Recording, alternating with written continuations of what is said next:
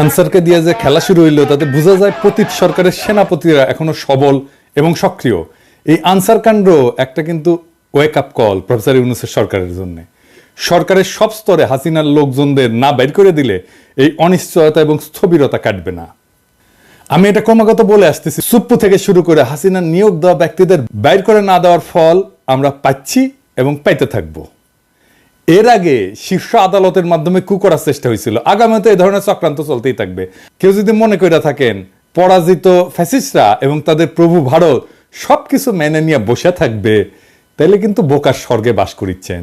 ওদের ফেলে যাওয়া জঞ্জালগুলো সমূলে সাফ করেন। ছাত্ররা আনসার কাণ্ড ব্যর্থ করে দিচ্ছে, কিন্তু ছাত্রদের ডাকতে হবে কেন? পুলিশ আছে না, বিজিবি আছে না, আর্মি আছে না? ছাত্ররা কি ছাত্রলীগ না মাস্তান যে এরা এই শেষ পিটাবে সবাইকে আর সবাই ঠান্ডা থাকবে? এটা কোনো প্রসেস হইলো? আনসার অনেক আগে থেকে প্রস্তুতি নিতেছে, আমরা সবাই জানি। আর স্বরাষ্ট্র উপদেষ্টা লেজ মলতেছে বসে বসে। ওই যে দেখেন স্বরাষ্ট্র উপদেষ্টা মালদারে দেখেন কেমনে কথা কয়। 3 উপদেষ্টা এবং অন্যান্য যারা সহকর্মী সবার সাথে আলোচনা করে আমরা একটা সিদ্ধান্ত উপনীত হয়েছি, এখন থেকে রেস্ট প্রথা থাকবে না আনসারে। আর অন্যান্য যে তাদের দাবি দাওয়াগুলি আছে ওই জন্য একটা কমিটি করে দেওয়া হচ্ছে। এই কমিটি পর্যালোচনা করে আমাদের কাছে পাঠিয়ে এবং তা আমরা আন্তঃমন্ত্রণালয়ে বসে একটা সিদ্ধান্ত নেব। এটি আপনাদের কাছে আপনার এই মেসেজটা সবাইকে পৌঁছায় দেন। রেস প্রথাটা এটা একটু ব্যাখ্যা করলে ভালো হয়। রেস প্রথাটা হচ্ছে আমাদের নিয়ম নীতিমালা নিয়োগ বিধিমালা অনুযায়ী ওনারা 3 বছর চাকরি করার পরে 6 মাস যাবত ওনারা রেস্টে থাকে। এরপরে ওনারা আবার অঙ্গীভূত হয় 6 মাস পরে। এই 6 মাস ওনাদের জীবন জীবিকাটা একটু দুর্দশার মধ্যে থাকে, সেই জন্য ওনাদের মূল সমস্যাটা ওই জায়গায়। এই জন্য আমরা সবাই মিলে একটা একমত পোষণ করি যে এই প্রথাটা যেন বাতিল করা হয় নিয়োগ বিধিমালা থেকে। সেটা আমরা কিভাবে বাতিল করা হবে সেই প্রক্রিয়াটার মাধ্যমে আমরা এটাকে রেগুলার জব হিসাবে কিভাবে করা যায় সেটা আমরা দেখেছেন কথা কিতে পারে কাঁপিচ্ছে। হ্যাঁ, কাঁপিচ্ছে কেমন করে? আমি শিওর ডরাই প্যান্ট ভিজাই ফেলছে। এরা কোন আক্কেলে স্বরাষ্ট্র উপদেষ্টা বানাইছে? শোনা যায় এরা নাকি বিএনপির রিকমেন্ডেশনে করা হয়েছে, সত্য মিথ্যা জানি না। ওই নাকি কেউ গেলেই তাকে কয় যান বিএনপি করেন বিএনপি করেন, এটা নাকি কয় ওই বিএনপির প্রতি কৃতজ্ঞতায়। যাই হোক, সত্য মিথ্যা তো জানি না। আবার অনেকে আমার কাছে উষ্মা প্রকাশ করেছে যে আমি কেন ওরে 111 কইছি, ওই নাকি ররে ফাটায় ফেলবে একেবারে, কারণ বিডিআর বিদ্রোহ নিয়ে ইন্ডিয়ারে ধরবে, ও ঠাইসা ধরবে। আপনাদের কি মনে হয় ইন্ডিয়ার সামনে দাঁড়ানোর হিম্মত রাখে? সব অপদার্থ উপদেষ্টা নিয়ে চলতেছে। আর এক উপদেষ্টা তৌহিদ সাহেব, উনি মায়ের বাচ্চা হবে তাই ছুটি নিয়ে নাকি আমেরিকা গেছে। এটা রক্তাক্ত বিপ্লবের পরে এই হইতেছে উপদেষ্টার অবস্থা। সালেজন কইছে যে সমস্ত মামলা দেওয়া হইতেছে তার নাকি প্রথম পর্যায়ে পার হইতে পারবে না। তো এর দায় কার বলেন? আপনারাই বলেন। স্বরাষ্ট্র আর আইন উপদেষ্টার তো নাকি? যাই হোক, আসিফ নজরুল্লাহ এটা ব্যাখ্যা দিছে, কিন্তু এটা নিয়ে পরে আলাপ করবো। আজকে অন্য বিশাল প্রচুর আলাপ আছে, সেই জন্য আজকে এটা ধরিচ্ছি না। তো যে অভিযোগে মামলাগুলো দেওয়া হয়েছে তার বেশিরভাগ ক্ষেত্রে তো হাস্যকর। যেভাবে গ্রেপ্তার হচ্ছে অতি নাটকীয়, আর যেভাবে আদালতে তোলা হচ্ছে তার দায়িত্ব জ্ঞানহীন। আপনি যদি কোনো একজনকে অভিযুক্ত করে আদালতেই তোলেন, তারে মাইরা বিসি ফাটায় তো দিতে পারেন না, তাই না? আপনি শুরু করলেন ডিম মারা দিয়া, এটা মানা যায়। কিন্তু এখন আপনি এমন মার দিলেন যে বিসি ফাইটে যাবে। মাহমুদুর রহমানের উপরে কুষ্টিয়া আদালত প্রাঙ্গণে হামলা আর কালামানিকের বিসি ফাটায় দেওয়া কোনভাবে আলাদা? আসিফ নজরুল কইছে দুটো নাকি আলাদা। আলাদা না, দুটো একই জিনিস। অগ্রজ সাংবাদিক মাহমুদুর রহমান সাহেব, উনাকে আদালতে কি নির্মম ভাবে রক্তাক্ত করা হয়েছিল, তখন আপনারা সবাই কি প্রশংসা করেছিলেন? আপনাদের টিভিতে কি এই নিউজটা দেখাতে পেরেছিলেন? বিএনপির আইনজীবীরা এই কাজ করতেছেন কলে, এটা সবাই কইতেছে। নিজের বিবেককে প্রশ্ন করেন কাজটা ঠিক করতেছেন কিনা। মানিকের বিসি ফাটাইলে পাবলিকে খুশি হবে। আমার তো মনে হচ্ছে যে পাবলিক খুশি করার মিশনে নামিছেন উপদেষ্টারা। একজন গ্রেপ্তারকৃত অভিযুক্তকে যদি নিরাপত্তা দিতে না পারেন, তাহলে ক্যান্টনমেন্টের মধ্যে আদালত বসান। ক্যান্টনমেন্ট ছাড়া তো এখন আপনাদের কোনো গতি নাই। কিছু হইলে ক্যান্টনমেন্ট, কিছু হইলে আর্মি, তো যান ক্যান্টনমেন্টের মধ্যে যে আদালত বসান, ওইখানে নিরাপত্তা দিতে পারবেন। তো মানিকের উপরে হামলার জবাব কিন্তু প্রফেসর ইউনূসকেই দিতে হবে। আজ হোক কাল হোক, এক সময় দিতে হবে। বিএনপির আইনজীবীদের কেউ এই প্রশ্ন করবে না। প্রফেসর ইউনূসকে এমন একটা বিব্রতকর প্রশ্নের মুখে ঠেলে দেওয়া কার স্বার্থে, কার উপকার করবে? মনে রাখেন, উনি যে আছেন এই জন্য ওয়েস্টকে আমাদের ব্যাপারে হোস্টাইল করতে পারতেছেন ইন্ডিয়া। উনারা আজাইরা বিব্রতকর পরিস্থিতিতে ফেলেন না, উনারা বিব্রতকর পরিস্থিতিতে ফেলবে ইন্ডিয়ান লেসপেন্সারেরা। আপনি যদি ইন্ডিয়ান লেসপেন্সারদের জন্য দেওয়া প্রভুপাদ উপাধি পাইতে চান, সেটা অবশ্য আলাদা কথা। তো প্রফেসর ইউনূসের ডিপেন্ড করলাম, এবার ওনারা এটা ধরি না, কি কন আর ধরি। স্যার আপনি যে জাউরার লগে দেখা করছেন, এই যে ইন্ডিয়ান হাই কমিশনার, আমি খুব মাইন্ড করেছি। আপনার কেউ নিশ্চয়ই বলে যে পিনাকি হুদাই মুখ খারাপ করে। হ্যাঁ, দেখেছেন কি টাইটেল করেছে, দেখেছেন পত্রিকার নিউজে দেখেছেন? হ্যাঁ, এই টাইটেল যদি সত্যি না হয় তাহলে আপনার দপ্তর থেকে প্রতিবাদ পাঠাবেন, আর যদি সত্য হয় তাহলে আপনাকে জবাব দিতে হবে কেন ইন্ডিয়ার কাছে আপনি সাহায্য চাইছেন। প্রণয় ভার্মার লগে আপনার দেখা করতে হবে কেন? সৌজন্য, হ্যাঁ ওই যে কইছে সৌজন্য সাক্ষাৎ, তো ও সৌজন্য দেখাইছে আপনারে স্যার? কি কন? আপনার শপথ অনুষ্ঠানেও আসছিল, আসে নাই, ওই সৌজন্যটা টুকু দেখাই নাই। এই তো জাউরের সৌজন্য বোধ, তাই না? আপনি বলেন ছাত্ররা আপনারা দায়িত্ব দিছে, তো ছাত্ররা কি ভারতের সাথে কুসুম কুসুম সম্পর্ক অনুমোদন করে? করে না তো। তবে এই ছাত্রদের সম্পর্কে কিছু বলা দরকার একজন অগ্রজ হিসাবে, আর এই লড়াইয়ের একজন স্টেক হোল্ডার হিসেবে। আর প্রফেসর ইউনূসকে কিছু ইনসাইড স্টোরি সম্পর্কে বলা দরকার, তাইলে ওনার বক্তব্যগুলো আশা করি আরো নিখুঁত হবে। এই বিপ্লবটা স্যার ছাত্ররা শুধু একা করে নাই, ছাত্ররা লড়াইয়ের স্পিয়ার হেড ছিল, মানে যারা রাজনীতির ভাষায় বলে ভ্যানগার্ড, মানে কমিউনিস্টরা কয় আর কি ভ্যানগার্ড, বর্ষার ফলার মতো আর কি। বর্ষার ফলা কিন্তু একা কিছু না, এটা অকার্যকর অস্ত্র বা সামান্য কার্যকর অস্ত্র। আর পিসের লাঠিটাও একা কিছু না, সামান্য কার্যকর অস্ত্র, কিন্তু দুইটা একসাথে এটা কার্যকর অস্ত্র হইয়া ওঠে। তো বর্ষার ফলাটা হইতেছে ছাত্ররা, আর জনতা হইতেছে পিসের লাঠিটা। ছাত্রদের সাথে জনতাও নামছিল, ব্যাপকভাবে নামছিল। শুধু বিশ্ববিদ্যালয়ের ছাত্র না, মাদ্রাসার ছাত্ররা নামছিল, শহীদ হয়েছে কাতারে কাতারে। কে নামে নাই? রিকশাওয়ালা, গার্মেন্টস ওয়ার্কার, জামাত, বিএনপি, হেফাজতের কর্মীরা, আবু সাইদকে শিবিরের সাথী তো। গত 15 বছর ধরে যারা লড়াই করছে তাদের রক্ত অশ্রু কান্নার উপরে দাঁড়ায় আছে এই লড়াই। এই লড়াই দাঁড়ায় নাই? এই লড়াইকে আকাশ থেকে পড়ছে? হঠাৎ করে বিজয় আসছে? আবু সাইদ যে বুক চিতায় দাঁড়াইছে, এই দাঁড়ানোটা প্রথম কে দাঁড়াইছে বাংলাদেশে? দেখেন তো এই ছবিটা, গার্ডিয়ানে ছাপা হয়েছিল, বিএনপি কর্মী। তারা এইভাবে অসংখ্যবার দাঁড়াইছে।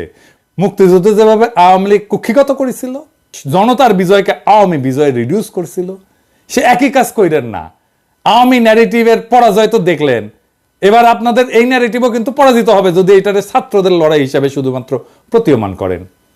5 তারিখে আর্মি গুলি চালায় নাই, চালাইতে পারত। চালাইলে কি হইতো? প্ল্যান কি ছিল? প্রফেসর ইউনূসকে জিজ্ঞেস করেন। আমি ওনারে একটা কাজ করতে রিকোয়েস্ট করছিলাম, স্যার তো জানেন আপনি, যাতে আর্মির গুলি করা ঠেকানো যায়।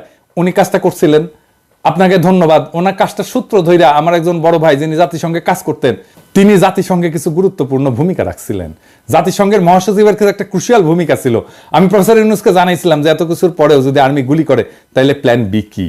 আর্মির সাবেক জেনারেলরা আর্মি কনভয়ের সামনে দাঁড়াইতো। কারা কারা দাঁড়াইতো আমি আজকে নাম কইলাম না। হাসিনা যদি টিকা যাইতো তাহলে প্ল্যান সি ছিল। লড়াই এমন জায়গায় পৌঁছাইছিল যে আমরা সশস্ত্র লড়াই করলেও জিতে আসতে পারতাম, আর আমরা সেটা করতামও, আন্তর্জাতিক শক্তির সাহায্য নিয়ে করতাম, আগাইছিলামও, আর বেশি না কই। এইবার আমি একটা খুব খারাপ একটা সেন্সিটিভ প্রশ্ন করি, স্যার আপনারাও করি, ছাত্রদেরকেও করি, কিছু মনে কইরেন না প্রফেসর ইউনূস এবং ছাত্ররা। এই যে কয়েকশো পুলিশ মারা গেল, মাইরা যে টাঙ্গায় রাখা হলো, কে করছে? ছাত্ররা। আপনারা এইটার ওনারশিপ নেবেন? নেবেন না তো। থানা আক্রমণ হইল একের পর এক, এমন কোন থানা নাই বাদ গেছে। পুলিশ যে আতঙ্কে পলাইলো, কে মাইরা টাঙ্গায় রাখছিল? কে? ছাত্র ভাই আপনারা রাখছিলেন? হ্যাঁ, কে করলো এটা নিশ্চয়ই বুঝতে পারতেছেন। এই বিপ্লবী সহিংসতা কোনো র্যান্ডম ঘটনা না, আর এইগুলো ছাত্ররা করেও নাই। কিন্তু এই বিপ্লবী সহিংসতার একটা ডিসাইসিভ রোল ছিল। হাসিনা না পড়লে পুলিশের পরে আমলাদের সিরিয়াল ছিল। হ্যাঁ আমি জানি, বাইচা গেছেন আপনারা। ওই যে সব সুন্দরী সব অপসরীরই একটা দুর্গন্ধযুক্ত গুজ্জদার থাকে, সেরকম এইরকম বিপ্লবের একটা বিপ্লবী সহিংসতা থাকে যেটা কেউ ওন করে না, কিন্তু ওই বিপ্লবী সহিংসতাটা দরকার। সেই জন্য আপনি বিপ্লবের পুরা গল্প কোনোদিন পাইবেন না, কারণ এই কথাটা কেউ বলবে না যে আমি এটা করেছি, কেউ বলবে না, কেউ স্বীকার করবে না, কিন্তু এটা হয়েছে। যাই হোক, তাই সবাইরা বাদ দিয়ে একটা গ্রুপকে মহিয়ান করে তোরা কৌশলকে বাদ দিতে অনুরোধ করি। তরুণ ছাত্র নেতা এবং উপদেষ্টা পরিষদের জন্য সামনে কিন্তু বিপদ আছে। বিপদটা কি আমি একটু বলি, খুইলা বলি। ছাত্ররা একটা শক্তি, সত্য, কিন্তু ছাত্র নেতারা ডিসপোজেবল। ডিসপোজেবল কথাটা শুনে আবার মাইন্ড করেন না। ছাত্র নেতাদের শক্তি অতি ক্ষণস্থায়ী। আমিও ছাত্র নেতা ছিলাম, আমিও ঠিক 90-এর অভ্যুত্থানের নেতা ছিলাম। হাজার হাজার ছাত্রকে ডাক দিলে এক কাতারে আনতাম। এখন ওই ছাত্রদের আনতে পারবো না, কারণ তারাও ছাত্র নাই, আমিও নাই। ওদের সবার সংসার হয়েছে, রাজশাহী মেডিকেল কলেজে গেলে হ্যাঁ সাবেক ছাত্র পরে পরিচিতি পাইছে, পিনাকি ভট্টাচার্য হয়েছে, সেই জন্য হয়তো আসবে অনেকেই। কিন্তু আমি যদি আজকার পিনাকি না হইতাম কেউ আসতো না। ছাত্রনেতার তার যে কনস্টিটিউয়েন্সি সেটাতে খুব অল্প সময় থাকে, খুবই অল্প সময় থাকে। ওই যে জায়মান অক্সিজেন বলে কথা আছে না, সামান্য সময় থাকে, ওই রকম জায়মান তার শক্তিটা। এই যে 90-এর অভ্যুত্থানের অগ্রপথিক ছাত্র নেতারা, এই যে দেখেছেন ওনারা কোথায়। এই যে বিচিত্রার প্রচ্ছদ প্রতিবেদন হয়েছিল, আমাদের সময় বিচিত্রার প্রচ্ছদ প্রতিবেদন হওয়া মানে বিশাল বিশাল ব্যাপার। বিচিত্রার প্রচ্ছদ প্রতিবেদন হয়েছিল, ওনাদের ছবি দেয়া, ওনারা কোথায়? কোথাও নাই। অথচ উনাদের কথায় তখন দেশ চলতো। এরশাদের পতনের পরে বাংলাদেশের ছাত্র নেতাদের মধ্যে 4 খলিফার চাইতে বড় ছাত্র নেতা আসে নাই।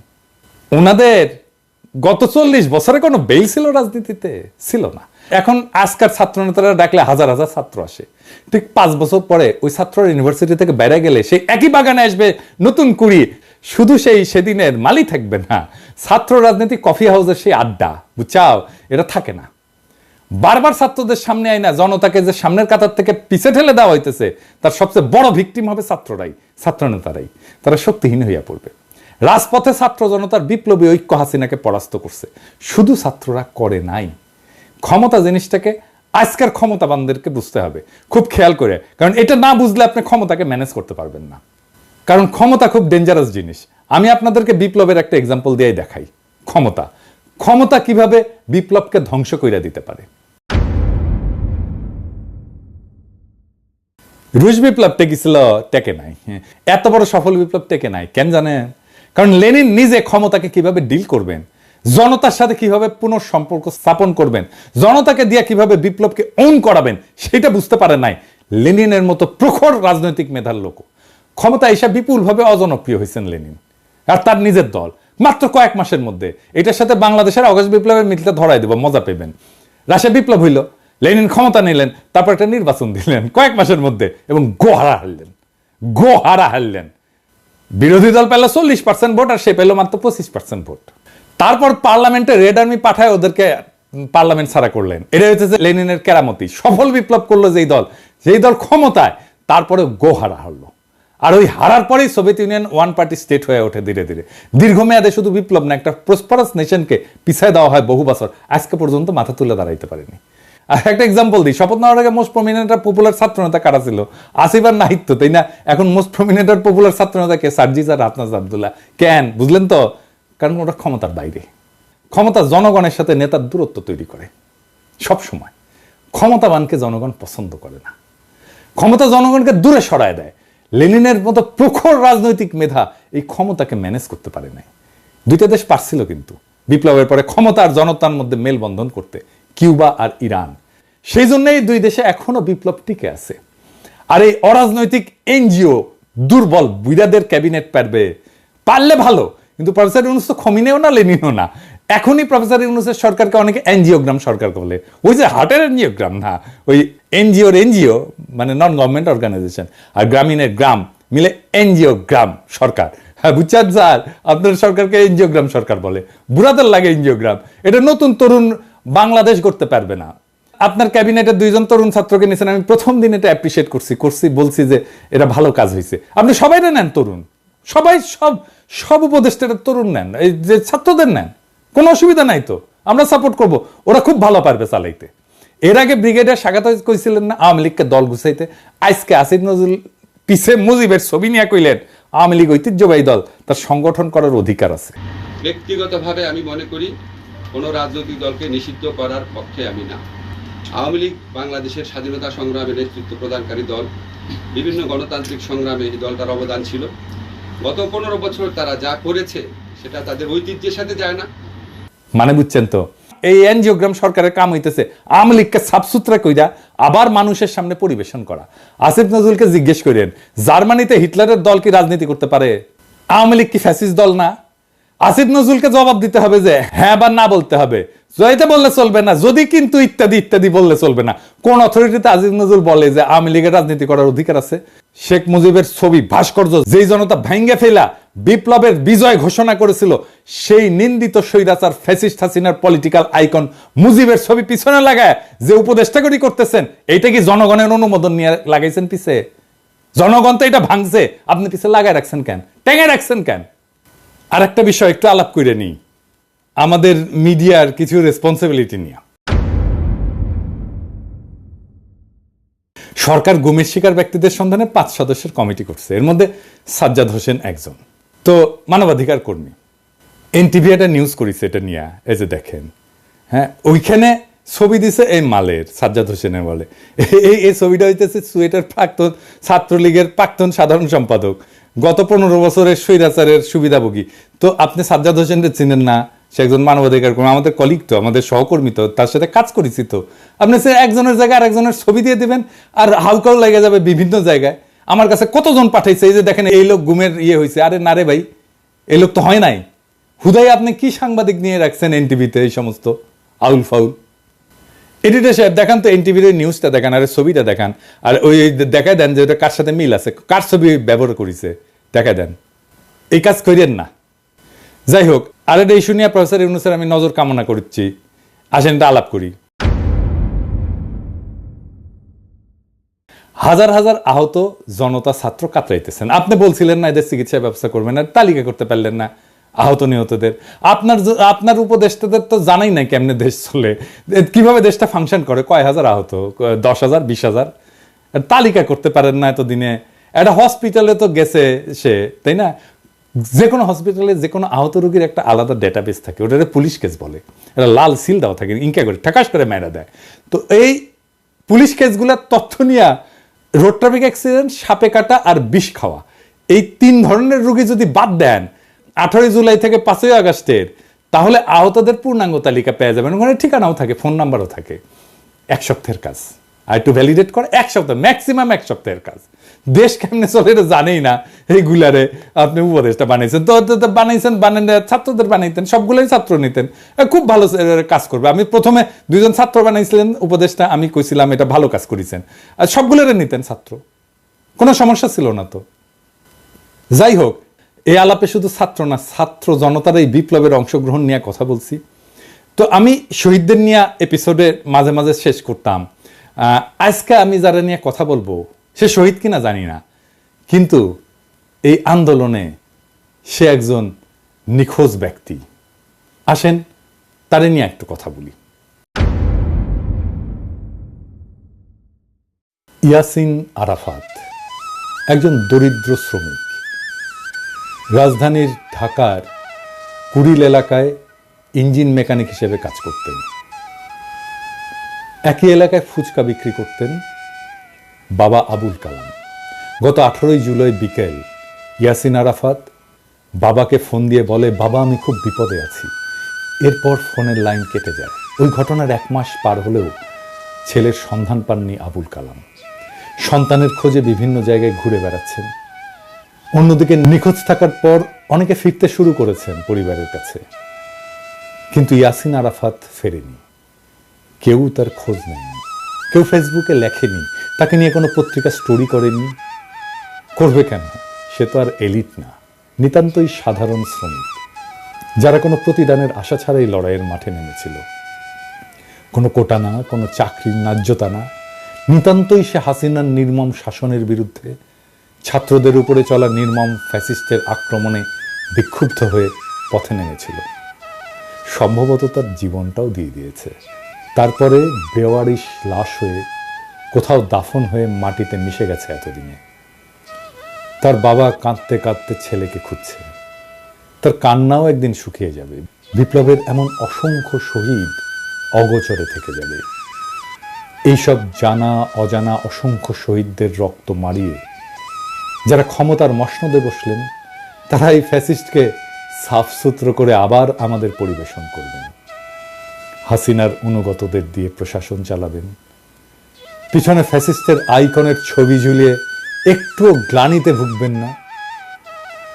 ইয়াসিন আরাফাতের বাবা আবুল কালামের জীবনটা এক অসীম দুঃখে ডুবে গেছে। প্রত্যেকদিন সকালে হয়তো তিনি ঢাকার কুড়িলে যান, যেখানে একসময় তার ছেলে ইয়াসিন আরাফাত কাজ করত।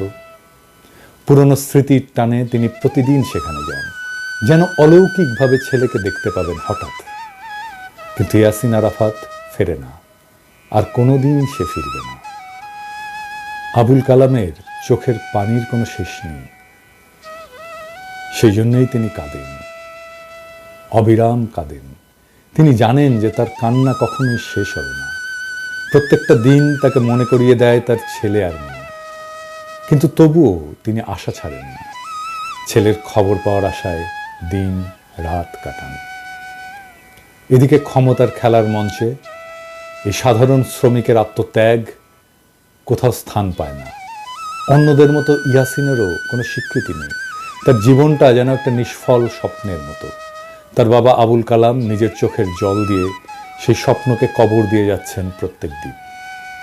কিন্তু এই নিঃশব্দ কান্নার মধ্যেও আরেকটি আগামী বিপ্লবের বীজ রোপিত হয়েছে।